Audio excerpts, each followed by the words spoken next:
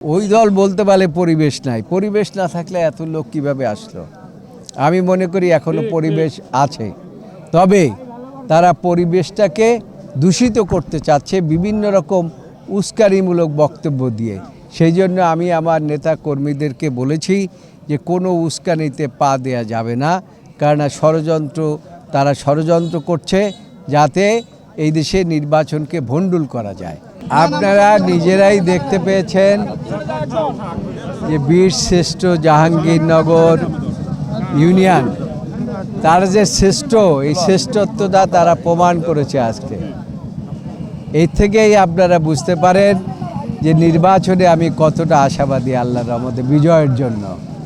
তার কারণ গত 17 বছর তারা ভোট দিতে পারে নাই, এই ব্যথা তাদের আছে।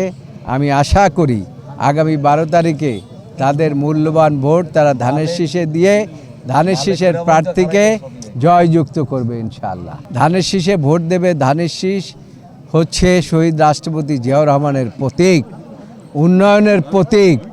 ধানের শীষ হচ্ছে এমন একটা প্রতীক, যেই প্রতীকে যখনই বাংলাদেশের মানুষ ভোট দিয়েছে, সরকার গঠন করেছে, তখনই এদেশে উন্নয়ন হয়েছে।